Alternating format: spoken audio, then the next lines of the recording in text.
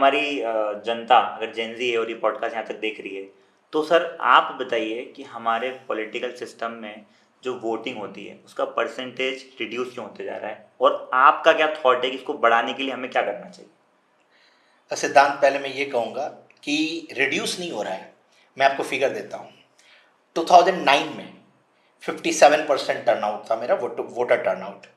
वो बढ़कर 66% हुआ 2014 में। 2019 में वो 67.9% हुआ। 2024 में 1.3% कम होके 65% हो गया।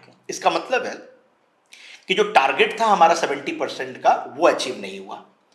अब आपका दूसरा जो सवाल है कि वोटिंग परसेंटेज को कैसे बढ़ाएं, तो मैं कहूंगा कि यार वोटिंग परसेंटेज को बढ़ाने के लिए पहले समझो कि तुम्हारा वोटर कौन है। पहले वो समझोगे तभी तो you can increase the voter turnout.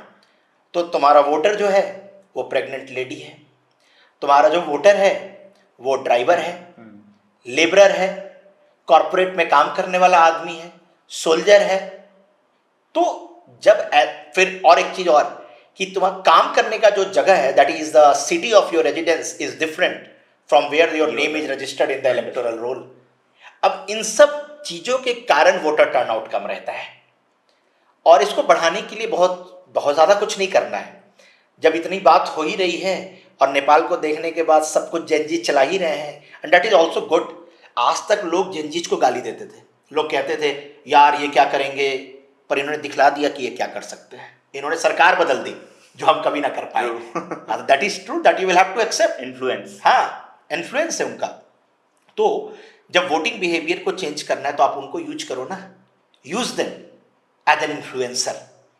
उनसे आप बताओ कि what is the advantage of participating in this festival of democracy. ये दिवाली से कम नहीं है इलेक्शन। लेकिन और एक दूसरा चीज बताते हैं, राइट टू वोट। इस दुनिया में और इस इंडिया में सबसे ज्यादा प्रॉब्लम है, हर आदमी को राइट्स पता है, किसी को ड्यूटी नहीं पता है।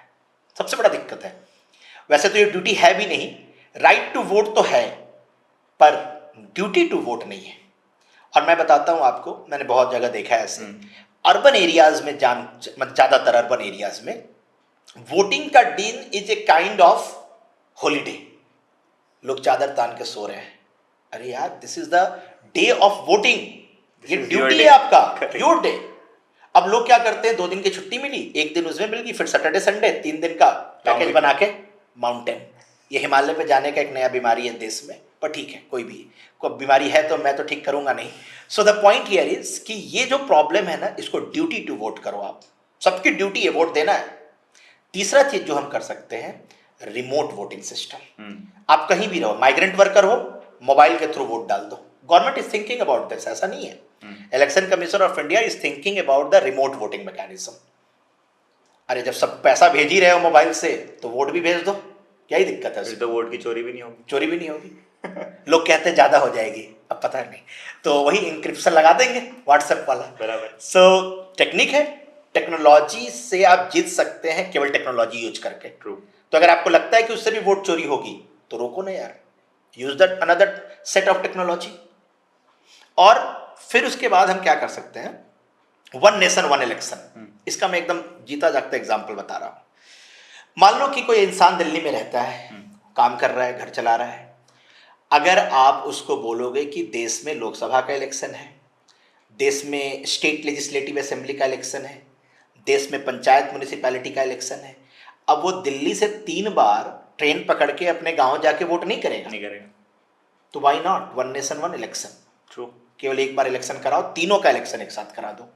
Government has thought over this, government कर रही है इसको, और बहुत जल्दी आप देखोगे 1 नेशन 1 इलेक्शन आ जाएगा। Wonderful insight. तो ये है।